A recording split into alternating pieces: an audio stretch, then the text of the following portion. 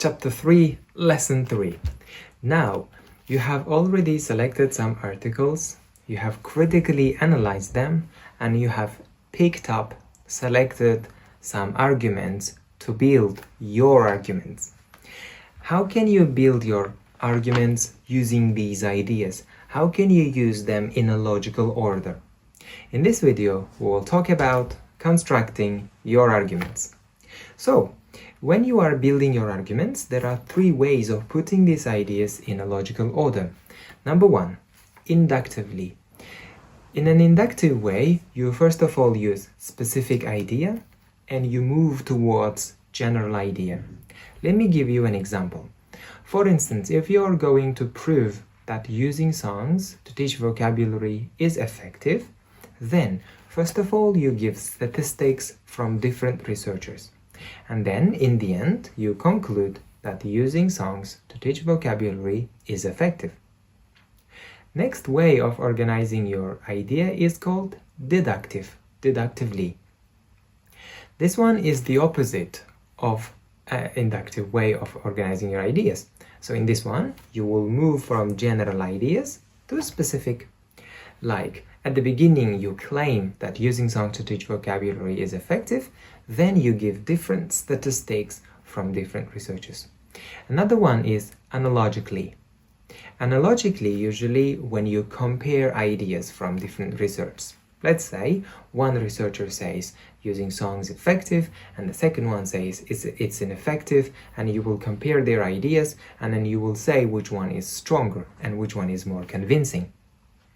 Okay, once you have built your ideas, let's say you have written your literature review or you have written your theoretical background, you need to make sure that you have got these elements. Number one is when you are developing your argument, make sure that the words you select are clear and precise. If you cannot remember this, go back to chapter 1, lesson 1. You can easily remember. Next one, make sure that all ideas are relevant. When we were writing essays, we talked about off topics. So here, some ideas might be off topic too. Therefore, double check that your ideas are relevant to your research question. Next one is sufficiency. So, coming back to the topic, using songs to teach vocabulary is effective, and you are using only one citation, or you are giving only one statistics from one researcher. Do you think this is enough? Of course no. Other people might not be convinced. And make sure that they are credible. By this I mean the article you have selected and the statistics you have used are reliable and valid.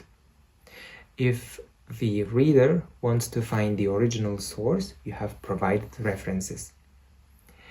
And the next one is organization.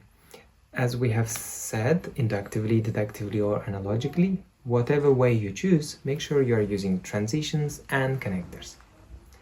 And the last one is anticipation of counter-arguments. For example, when you are writing your arguments, make sure or think critically and prevent some possible counter-arguments, let's say. For instance, if you say using songs is effective to teach vocabulary, then possibly people might ask, is it effective for kindergarten level students or teenagers, adolescents, or older people? Then you need to make sure that you are giving statistics for each let's say age level. How about for beginners, for intermediate level students, for advanced level students? And then you can also write about these things.